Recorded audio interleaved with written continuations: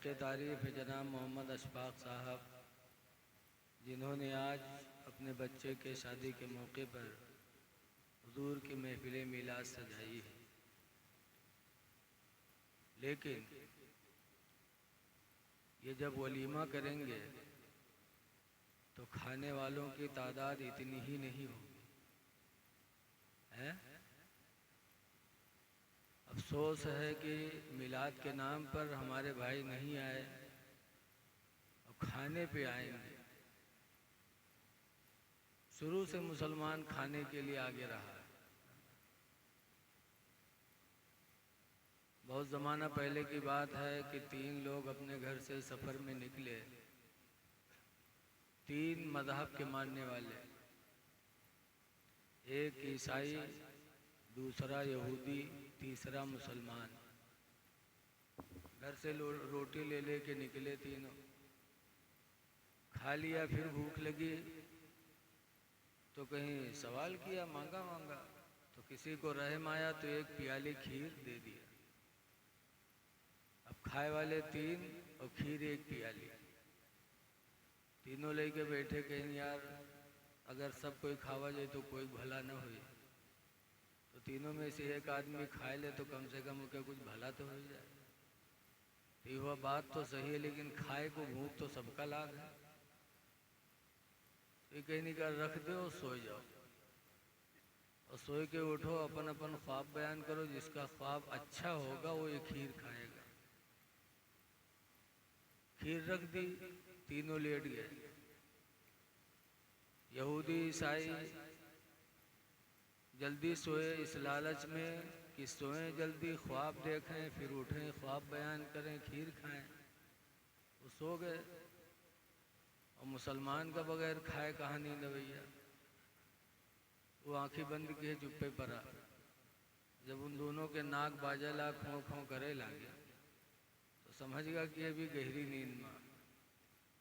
बस मुसलमान उठा, खीर उठाया, खाया, पानी पिया, अब सुकून से लेटा। जब सुबह हुई तो वो दोनों तो जल्दी बेदार हो गए कि ख्वाब बयान किया जाए। जिसका ख्वाब अच्छा हो खीर खाए, और मुसलमान का है उठे उठे काम पहले से तमाम है। तो उसको ज़बरदस्ती उठा के बिठाया दोनों ने। जब बिठाया तो उसने पूछा क्या हुआ, तो कह रहे भाई ख्वाब बताया जाए, जिसका ख्वाब अच्छा हो खीर खाए। मुसलमान ने कहा क्या देखा आप लोगों ने? तो ईसाई ने कहा कि देखो, लोग ज़मीन का ख्वाब देखते हैं, आज मैंने आसमानी ख्वाब देखा। क्या देखा? तो ईसाई कहता है कि आज रात जैसे मैं सोया, मेरे पैगंबर हज़रत ईसा अलैहिस्सलाम आए और वो मुझे लेके गए, ज़मीन का सैर कराते कराते आसमानों पे लेके चले गए। पहले पे ले गए, दूसरे पे ले गए, तीसरे पे ले गए, चौथे पे ले गए। आज भी चौथे आसमान पे हज़रत ईसा अलैहिस्सलाम तशरीफ़ फरमा। तो कहा आज मैंने आसमानी ख्वाब देखा है, वो खीर मैं खाऊंगा। तो यहूदी बोला सुन, तू अगर आसमान पर गिरा है तो हम मुँह गिरा है। हमारे भी पैगंबर हज़रत मूसा अलैहिस्सलाम आए थे और मुझे लेकर के गए, ज़मीन की सैर कराते कराते आसमानों पे लेके गए और छठे आसमान तक ले गए। 2 मंजिला में तुझसे ऊंचे गया हूँ, मेरा ख्वाब तुझसे ज़्यादा अच्छा है, वो खीर मैं खाऊंगा। और मुसलमान चुप। तो दोनों कहन तू का देखे, तू तो बताओ। उसने कहा मैं क्या बताऊं, जैसे मैं सोया वैसे मेरे पैगंबर भी हज़रत मोहम्मद सल्लल्लाहु अलैहि वसल्लम आए। उन्होंने कहा उठ, सुबह रोज़ा रखना है, सेहरी नहीं खाएगा, जल्दी सेहरी खा, तुझे रोज़ा रखना है। तो मैं सेहरी खाया, रोज़े की नीयत कर लिया। तो चौंके दोनों, कहन का खाए? कहन खीर के अलावा और कुछ रहा है, और क्या खा लेता? तो पूछे थे कत्ता खाए? तो कहन मैं कत्ती रहबे करे। तो कहन यार बड़े बेवफा निकले, कम से कम हम लोगों को भी जगा लेते। तो कहते बहुत चिल्लाए, लेकिन तुम चौथे आसमान पर रहे, छठे आसमान पर रहे, कहाँ तक चिल्ले? खाने में मुसलमान इतना आगे। आज हमारे अशफाक भाई ने किसी से चंदा नहीं मांगा है, तने तनहा मिलाद की महफिल सजाई है, तो इसमें तो सबको आना चाहिए। बहरहाल जिसके नसीब में था वो आया। निकाह वो इबादत है जिसका कुरान में अल्लाह ताला ने हुक्म फरमाया। अल्लाह ताला फरमाता है वन्किहुल अयामा मिनकुम, ऐ लोगों उस लड़के से शादी कर लो जिस लड़के की शादी न हुई हो, शादी कर लो। वस्सालिहीन मिन इबादिकुम, और औरतों तुम उस मर्द से शादी करो जो सालिह हो, नेक हो, अगरचे तुम्हारे अंदर किसी की गुलामी ही क्यों न करता हो।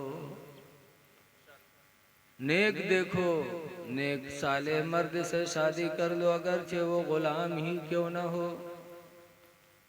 फिर आगे अल्लाह फरमाता वही माइकुम, और ऐ मर्दो तुम उस लड़के से शादी कर लो जो नेक हो, चाहे तुम में किसी के यहाँ नौकरानी ही क्यों न हो। बेशक हक है माशा। फिर आगे अल्लाह फरमाता यकूनु फुकरा, ऐ मेरे बंदो जिससे तुम निकाह कर रहे हो अगरचे वो फकीर हो, गरीब हो, फकीरी गरीबी न देखो, नेक देख के रिश्ता कर लो। युगनिहुमुल्लाहु मिन फदलिही, अल्लाह अपने फजल से उन्हें माला माल बना देगा। सुभान अल्लाह, सुभान अल्लाह। अल्लाह का वादा है कि नेक देख के रिश्ता करो, दौलत देना तो मेरा काम है। तो रिश्ते में ये तीनों चीजें, ये सब सारी चीजें देखी जाए। निकाह इबादत है, नस्ले इंसानी के बढ़ने का जरिया है। अगर निकाह न होता तो हम और आप कैसे वजूद में आते। नबी की सुन्नत भी है, इबादत भी है, और नस्ले इंसानी के बढ़ने का जरिया भी है। इसीलिए निकाह मेरे नबी को भी बहुत पसंद था। इसीलिए मेरे आका ने फरमाया निकाह मिन सुन्नती, जिसने मेरी निकाह मेरी सुन्नत है। फमन रग़िबा अन सुन्नती, जिसने मेरी सुन्नत से मुंह मोड़ा और निकाह न किया, फलैसा मिन्नी, तो उसका रिश्ता हमसे नहीं है। निकाह बहुत बड़ी बात है। हुज़ूर सल्लल्लाहु अलैहि वसल्लम फरमाते हैं नबी हुरैरा क़ाला क़ाला रसूलुल्लाह सल्लल्लाहु अलैहि वसल्लम, हज़रत अबू हुरैरा रवायत करते हैं, फरमाते अल्लाह के नबी ने इरशाद फरमाया मन तज़व्वजा, जिसने निकाह कर लिया, फ़क़द इस्तकमल निस्फ़द्दीन, तो उसने आधा दीन मुकम्मल कर लिया। बेशक निकाह करने वाला गोया कि आधा दीन मुकम्मल करता है। बेशक। कुर्सी खाली है भैया, 2 कुर्सियां खाली हैं, बीच में बैठ जाओ। जिसने निकाह किया आधा दीन मुकम्मल कर लिया। अब आधा दीन कैसे मिलेगा? आधा दीन तो निकाह से हो गए आधे दीन। तो आगे हुज़ूर फरमाते फलियत्तक़िल्लाह फ़ी निस्फ़िद्दीन, तो चाहिए कि आधे दीन के बारे में अल्लाह से डरे, यानी हलाल रोज़ी खाए। निकाह किया और हलाल रोज़ी खाया, कमाया, बीवी को खिलाया, तो हुज़ूर ने फरमाया उसने गोया कि अपना दीन मुकम्मल कर लिया। सुभान अल्लाह, सुभान अल्लाह। तो ऐसी इबादत के टाइम इन्होंने महफिलें मिलाद सजाकर खुदा का शुक्र अदा किया है। अगर महफिल न करते तो हो सकते आज मेहरुए को दूसरे करती, पूरी रात ढोल गम गई थी, सोने के थाला में जमुना परोसे गई थी। कितनी बड़ी झुट्ठी न होती है। सोने के थाला में जमुना परोसे, बताओ थाला कितना बड़ा होता है। सोने कील हाली नहीं जुहात है, और सोने के थाला में जमुना परोसा, तो जमुना कहा मैं बुढ़ा के आज तक नहीं जानता। ऐसी मुबारक रात में और झूठी बोली। अल्लाह ताला फरमाता है लइन शकरतुम लअज़ीदन्नकुम, ऐ मेरे बंदो अगर तुम शुक्र अदा करोगे तो हम तुम्हें बढ़ाते रहेंगे। शुक्र अदा करो कि अल्लाह ताला ने हमें औलाद दिया, औलाद को अल्लाह ताला ने जवानी दिया, और जवानी देने के बाद अल्लाह ने वो मौका अता फरमाया कि नबी की सुन्नत अदा होने जा रही है, तो शुक्र अदा करो। लेकिन आज हम शैतान के बकाए में पढ़ करके अल्लाह के शुक्र को अदा नहीं करते। अल्लाह की कितनी नेमतें हैं बताओ। अल्लाह ताला सूरह रहमान में बार बार फरमाता फबिअय्यि आलाइ रब्बिकुमा तुकज़्ज़िबान, ऐ मेरे बंदे तू अपनी रब की किन किन नेमतों को झुठलाएगा तू। अल्लाह की कितनी नेमतें, लेकिन आज हम अल्लाह की नेमतों को खा रहे हैं और उसकी नाफरमानी भी करते जा रहे हैं। हमारी मस्जिदें हमसे दूर हो गई, हमारी दीनी महफिलें हमसे दूर हो गई। आज हम आला हजरत का नारा लगाते हैं, लगाना चाहिए, लेकिन आला हजरत ने कहा क्या है। हमारे आपके हालात को देखकर आला हजरत ने फरमाया था कि रिश्ते खुदा खाया किया और फरमाने हक टाला किया। रिज़्क़े खुदा खाया किया, फरमान हक टाला किया। सर में नबी खौफे खुदा, ये भी नहीं वो भी नहीं। न नबी से शर्म न खुदा का डर, वरना हम अल्लाह की नेमतों को खा रहे थे तो अल्लाह का शुक्र अदा करते।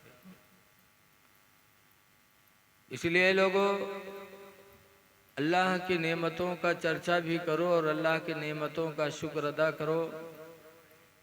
आज ये महफिल शुक्राने ही के तौर पर रखी गई है। निकाह आदमी करे तो नियत क्या करे। आज हम लोग निकाह के टाइम यही सोचते हैं कि अच्छी औरत मिलेगी, हम अपने ख्वाहिशात को पूरी करेंगे, लेकिन ख्वाहिशात की पूरी करने की नियत निकाह में नहीं होनी चाहिए। हदीस पाक में मेरे पैगंबर फरमाते वन्किहू, निकाह करो, वतवालिदू, और बच्चे पैदा करो। बच्चा पैदा करने की नियत से निकाह करो कि हम बच्चे पैदा करेंगे, तो ख्वाहिश भी पूरी होगी, और जब औलादें पैदा होंगी तो अल्लाह की ज़मीन को सजदे से वो आबाद करेंगे। तो इसी सूरत में आपका सारा काम सवाब ही में लिखा जाएगा, आपके नफ्स के लिए नहीं लिखा जाए। हालांकि नफ्स की ख्वाहिश पूरी होगी, लेकिन अब वहाँ ख्वाहिशाते नफ्स के लिए नहीं बल्कि अल्लाह की रज़ा के लिए हो तो बहुत बेहतर है। तो फिर देखो अल्लाह हमारे तुम्हारे हालात को कैसे बदलता है। एक पीर साहब थे, अपने मुरीद को खाना दिया और कहा बेटा ये दरिया के उस पार एक बुजुर्ग रहते हैं, ले जाओ खाना उनको दे आओ। तो उसने कहा दरिया बह रही है, न पुल है न नाव है, हम ये खाना लेके उस पार कैसे जाएं। तो पीर साहब ने कहा कि जाओ दरिया के पास कह देना कि दरिया तो हमको रास्ता दे दे, हमको उसने भेजा है जिसने अपनी बीवी से कभी सोहबत नहीं किया, जाके कह दो दरिया रास्ता देगी। वो गया और कहा है दरिया रास्ता दे दे, मुझे उसने भेजा है जिसने कभी आज तक अपनी बीवी से सोहबत नहीं किया।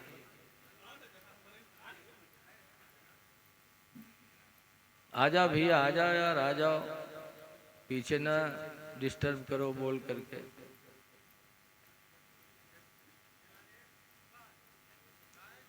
वो गया और दरिया के किनारे खड़े होकर कहा है दरिया तो मुझे रास्ता दे दे, मुझे तो उसने भेजा जिसने कभी अपनी बीवी से सोहबत नहीं किया। जब कहा तो दरिया का पानी फट गया, आधा पानी इधर आधा पानी उधर, बीच में रास्ता पैदा हो गया। वो खाना लेके चला गया उस पार, फिर वो पानी मिल गया। उसने उस बुजुर्ग को जाके खाना खिलाया, और जब वो खा चुके बर्तन लपेट के दिया, कहा ले जाओ दे देना उनको। तो उसने कहा हजरत कैसे जाएं, दरिया है। तो उसने कहा जाके दरिया से कह देना, ऐ दरिया तू मुझे रास्ता दे दे, मुझे उसने भेजा है जिसने कभी जिंदगी में खाना नहीं खाया। तो आया, कहा है दरिया तू मुझे रास्ता दे दे, मुझे उसने भेजा है जिसने कभी खाना नहीं खाया। तो दरिया फिर फट गई, रास्ता निकल आया। वो आया इधर, फिर वो खड़ा सोचने लगा, या अल्लाह मामला क्या है, ये भी झूठा वो भी झूठा। उसने कहा मैंने कभी खाना नहीं खाया, जाके कह देना उसने भेजा जिसने जिंदगी में कभी खाना नहीं खाया, मेरे ही सामने खाना खाया। और इसने कहा था कि उसने भेजा जिसने बीवी से सोहबत नहीं की, और कई लड़के पीर साहब के हैं, तो सोहबत नहीं की तो लड़का कहाँ से आया। ये भी झूठा वो भी झूठा। और या अल्लाह झूठों की जबान में इतनी तासीर कि तूने दरिया में रास्ता दे दिया इनके कहने से। वो बहुत हैरान रहा।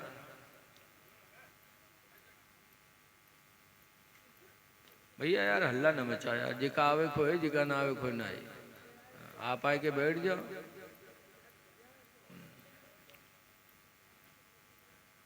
जब उसने कहा कि या अल्लाह बात समझ में नहीं आती, ये भी झूठा वो भी झूठा, दोनों की बात दरिया ने मान ली। जाके पूछा, तब उन्होंने कहा बेटा मैंने बीवी से सोहबत किया, बच्चे पैदा हुए, लेकिन जब सोहबत का टाइम हुआ तो मेरे नेत नफ्स के ख्वाहिश पूरी करने की न थी, बल्कि ये नेत थी कि अल्लाह ताला औलाद दे और औलाद इस रुए ज़मीन को खुदा की इबादत से आबाद कर दे। तो मेरी नीयत ये थी कि सोहबत से औलाद पैदा हो ताकि खुदा की रुए ज़मीन सजदे से आबाद हो जाए। और बेटा जब इंसान कोई काम अल्लाह की रज़ा के लिए करता है तो वो काम उसका नहीं होता, बल्कि रज़ा इलाही के लिए अल्लाह ही का काम होता है। इसलिए अल्लाह ने मेरी ज़बान में असर डाला। और उस बुजुर्ग ने जो खाना खाया तो अपने नफ्स के लिए नहीं खाया, ख्वाहिश के लिए नहीं खाया, बल्कि इसलिए खाना खाया कि इसके ज़रिए मेरे रगों में खून पैदा होगा, मेरे बदन में ताकत आएगी, तो अल्लाह की इबादत में कमी नहीं होगी। सुभान अल्लाह सुभान अल्लाह। पता चला इंसान जब अल्लाह के लिए कोई काम करता है तो काम उसका होता है, लेकिन उसका नहीं माना जाता, वो काम खुदा ही की तरफ से होता है। सुभान अल्लाह सुभान। इसलिए निकाह करो तो नियत ये करो कि निकाह के जरिए अल्लाह हमें औलाद दे दे। निकाह नबियों ने किया, सहाबा ने किया, बुजुर्गों ने किया। नबी करीम सल्लल्लाहु अलैहि वसल्लम ने भी निकाह फरमाया और वलीमा भी किया। हजरत ज़ैनब बिनते जहाश से हुजूर ने निकाह फरमाया और निकाह फरमाने के बाद वलीमा किया। तो खाने वाले लोग आए, खाए और खाने के बाद बैठे गप सड़ाके में लगे रहे। अब गप सड़ाके भी सहाबा को कहना ये बेअदबी है, मैं अल्लाह ताला माफ़ करे, बातचीत में लगे रहे। जैसे आजकल हम लोग किसी के यहाँ खाना खाने जाते हैं, उसके बाद बैठे बातचीत करते रहते हैं, तो वो लोग भी खाना खा के फिर बैठे बातचीत कर रहे थे। अब हुजूर को तकलीफ हो रही थी। हुजूर का मकसद था कि खाना खा चुके तो जाएं, दूसरे लोगों की जगह खाली करें, और वो बैठे वहीं पर बातचीत करते रहे। हुजूर उलझन में, कभी घर के अंदर कभी घर से बाहर। तो कुरान की आयत नाज़िल हुई,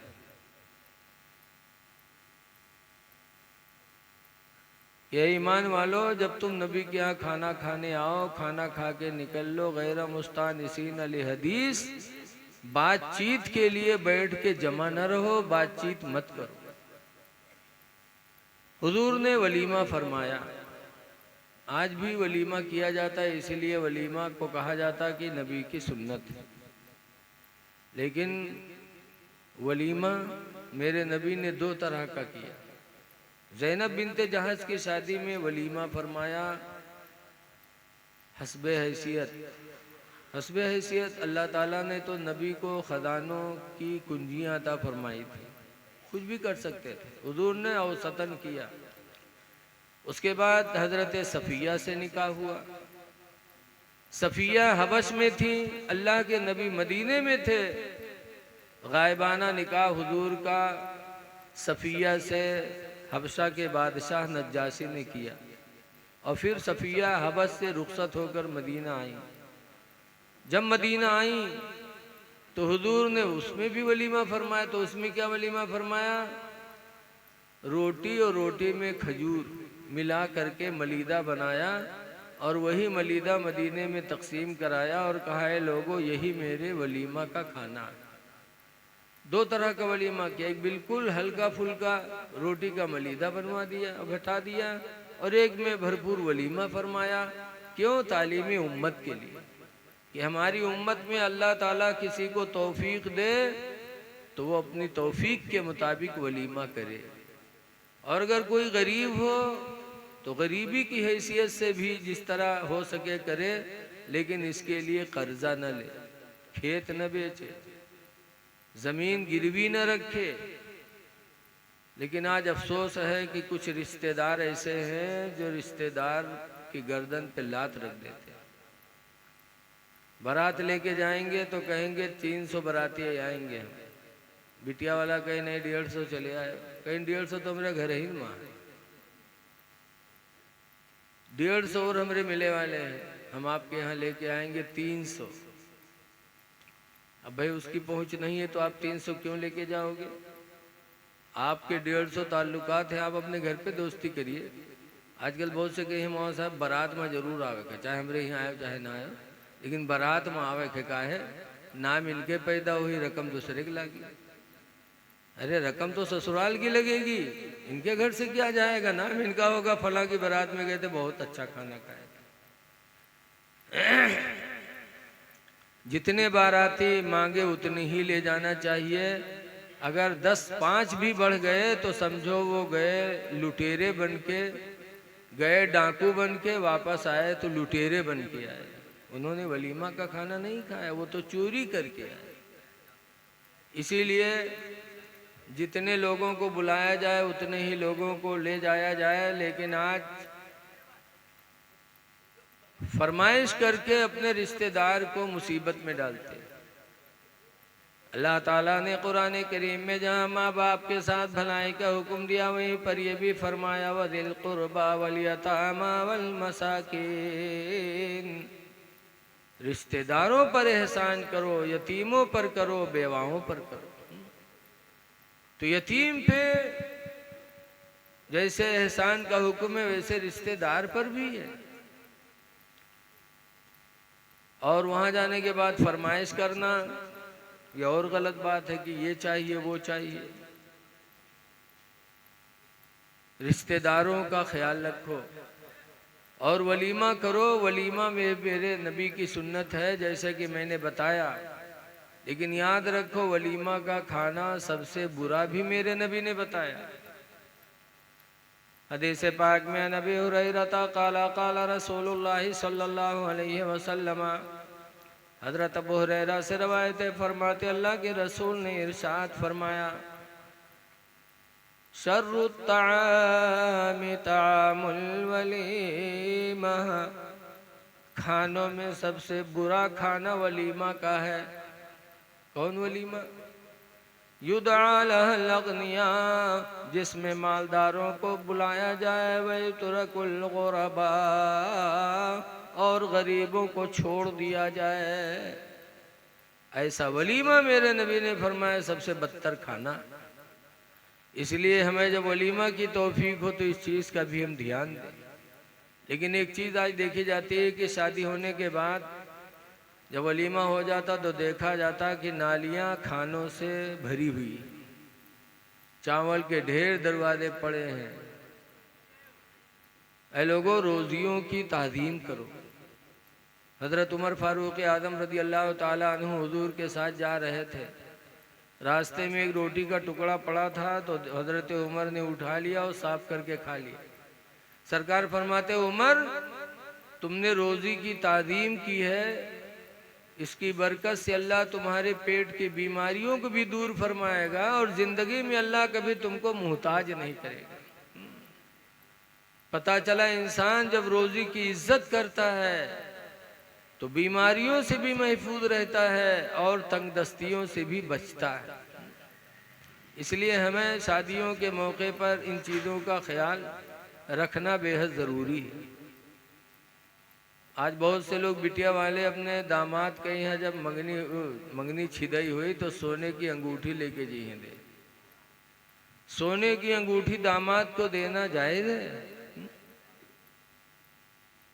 जब सोना पहनना मर्दों के लिए इस्लाम ने हराम कर दिया तो तुम अपने दामाद को सोने की अंगूठी दे करके गुनाहगार बना रहे हो। रसूलुल्लाह सल्लल्लाहु अलैहि वसल्लम एक दिन जा रहे थे, उधर से एक साहब आ रहे थे तो उनके हाथ में सोने की अंगूठी थी तो हुजूर ने ऐसे हाथ मारा और उनके उंगली से अंगूठी छीन कर फेंक दिया और फरमाया, सोना पहनकर जहन्नम की आग अपने लिए हलाल कर रहा है। हुजूर चले गए कह के। तो कुछ लोग जुटे तो कहा, ठीक है उठा लो यार, पहनो ना, ले जाओ घरे अपना इस्तेमाल के लिए दूसरे काम में। तो कैसे आशिक रसूल थे, उन्होंने कहा, जिस चीज़ को मेरे नबी ने अपने हाथों से फेंक दिया हो, हम मुसलमान हो के फिर उसमें हाथ लगाएंगे? खुदा की कसम हम उसको नहीं उठाएंगे इसलिए कि उसको मेरे नबी ने फेंका। इश्क था सहाबा में, उस जमाने के मुसलमान सच्चे आशिक थे। इसलिए सोने की अंगूठी न दो। ऐ नौजवानों, ये सारी चीज़ें न पहनो, जेवर तुम्हारे लिए नहीं औरतों के लिए। लेकिन आज अफसोस है, अभी कुछ दिन पहले मैं गोंडा गया तकरीर करने के लिए, काफ़ी दिन पहले की बात है। ट्रेन से उतरा तो एक लौंडा आवा मोटरसाइकिल पर बैठा के चला, जैसे अशफाक भैया हम कल आए हैं, नहीं ताजिर खां लेके आए जमना से, वैसे वो हमका मोटरसाइकिल पर बैठा के चला। जब पीछे बैठे तो उनके कांडे पर निगाह पड़ी तो देखा भुरकी लटका थे। तो हम पकड़े, हम कहीं न्यू का पहने है रे? तो कहा, तेरे मौलाना साहब बम्बई में रहन तो शौक लाग रहा है तो छदाई के पहन लिया रहा है। तो हम कहा, तो नकुनवा काहे नहीं छदाए रे? नाको छदाए बुलाका पहन ली थी। तो कहते, मौलाना तुम तो अजीब आदमी हो। हम कहें, अजीब का, जब तेरे शौक लाग रहा है, बुंदा पहने है तो बुलाको पहनती, बताइए। जबकि इस्लाम में मर्दों के लिए नाक कान छेदाना हराम है, औरतों के लिए सवाब है, मर्दों के लिए हराम है। लेकिन आज का नौजवान इसको नहीं समझता। बहुत से चांदी का कड़ा पहने रहते हैं। ये कड़ा औरतें पहनती थी। कब? जब मर्द मर जात रहे, औरतें बेवा होत रहे तो कड़ा पहनती थी, चूड़ी उतार देती थी, क्योंकि कड़ा ये निशानी थी कि ये औरत बेवा हो गई। अब आज नौजवान पहने घूमते बहुत से, अल्लाह जाने ही कब से बेवा होगी, कौन मरीगा इनके तो सोग में कड़ा पहने ठहर रहे। रे नौजवानों, सच्चे पक्के नबी के गुलाम बन जाओ, गुलाम नबी बन के जियो। देखने में ऐसे लगो कि देखने में लगे कि तुम नबी के गुलाम हो। अल्लाह ताला कुरान में फरमाता है, वला तमूतुन्ना इल्ला व अंतुम मुस्लिमून। ऐ मेरे बंदो, तुम मरो ना मगर मुसलमान बन के मरो। जियो तो मुसलमान बन के, मरो तो मुसलमान बन के। लेकिन आज हमारा भाई दौलत पाने के बाद वो इतरा जाता, ऐसा लगता है कि अब उसे मौत ही नहीं आएगी।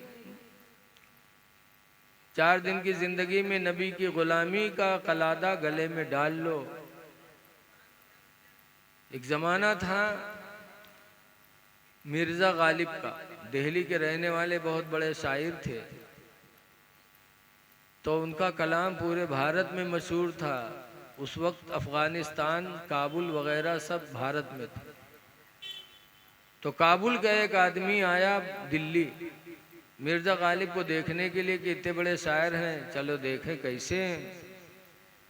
जब काबुली मुसलमान दिल्ली पहुंचा और काबुल की ज़बान फारसी की है, जब वो पहुंचा दिल्ली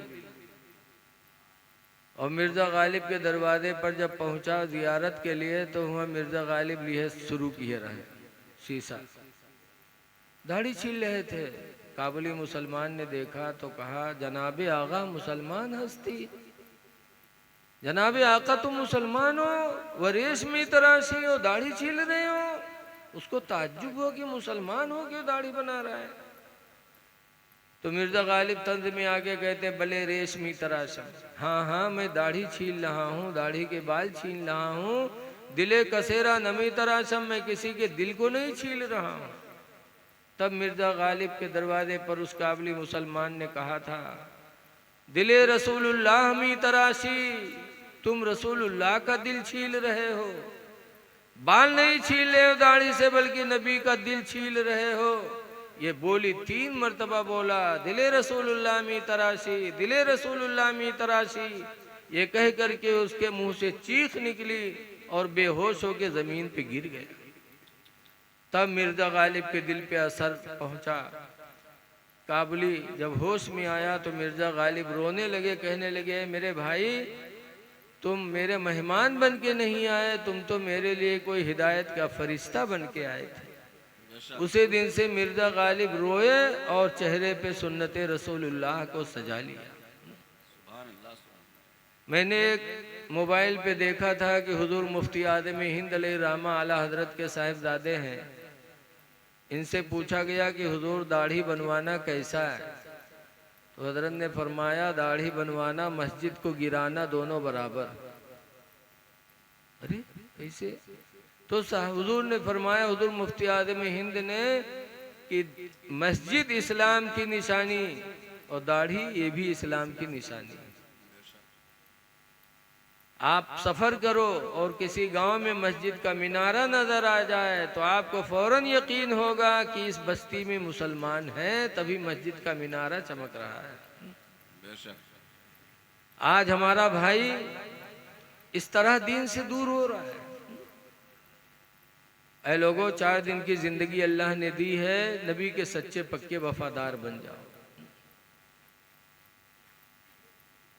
एक सहाबी थे जिनका नाम है हजरत सफीना।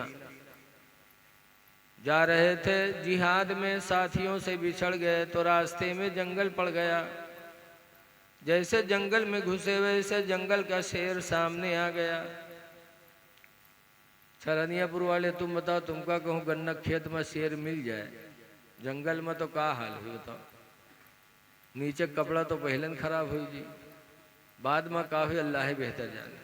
लेकिन वो सहाबी थे, नबी के सच्चे मानने वाले थे। उन्होंने जब जंगल में तन्हा शेर को देखा तो बुखारी की हदीस में फरमाया था, या अबल हारिस, ए जंगल के शेर, अना मौला रसूलिल्लाह, मैं रसूलुल्लाह का गुलाम हूँ। नहीं कहा था मैं हाफिज जी हूँ छोड़ दो, नहीं कहा था मौलाना साहब हूँ छोड़ दो, पीर साहब हूँ, ना न नमाजी बताया ना हाजी बताया, बल्कि उस सहाबी ने कहा था, ना मौला रसूलिल्लाह, मैं रसूलुल्लाह का गुलाम हूँ। जैसे जंगल के शेर ने सुना कि नबी के गुलाम है, फ़ाक़बल अलसद बसबसतन, वो शेर आगे बढ़ा अपने पूंछ को हिलाते हुए, वक़ब्बल क़दमैहि, और आकर के हज़रत सफ़ीना के पैरों को चूम लिया। वक़ाम इला जंबिही, और पहलू में आके खड़ा हो गया। वसारा माहो, और हज़रत सफ़ीना के साथ साथ वो जंगल में शेर चलने लगा।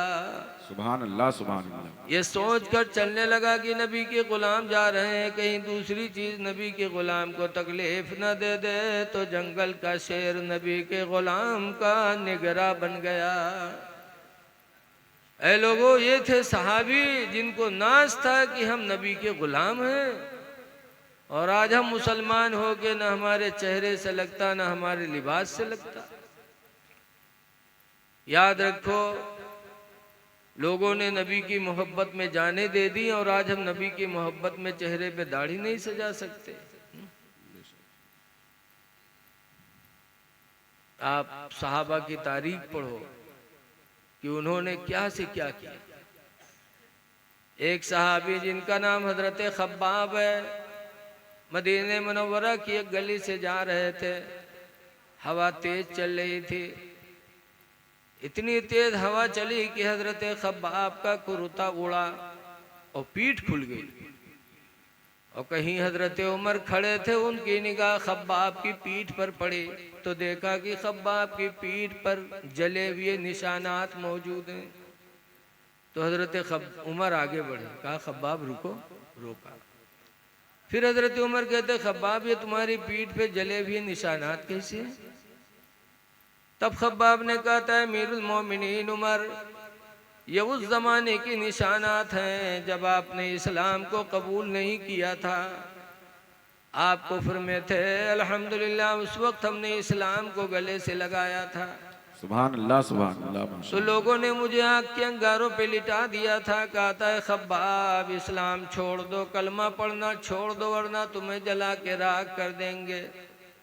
लेकिन ऐ उमर अल्लाह गवाह है कि मेरी पीठ तो आग पे जलती रही लेकिन जबान से अल्हम्दुलिल्लाह कलमे तैयबा जारी रहा।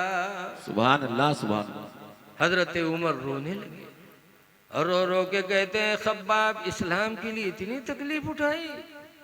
रोने लगे और रो करके हजरत खब्बाब के पेट को हजरत उमर ने बोसा दिया, चूमा। ऐसे ऐसे आशिक थे कि जबान पे कलमा है और पीठ आग के अंगारों पे जल रही है। और आज हम मुसलमान हैं कि 24 घंटा गुजर जाता हम कलमे तैयबा तक नहीं पढ़ पाते। इसलिए लोगों नबी से सच्चा इश्क करो, नबी के गुलाम बनो,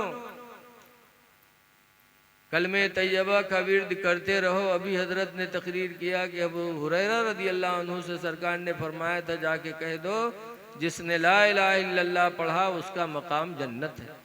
सुभान अल्लाह सुभान। आज हम कलमा नहीं पढ़ते। किसी आशिक रसूल ने कहा है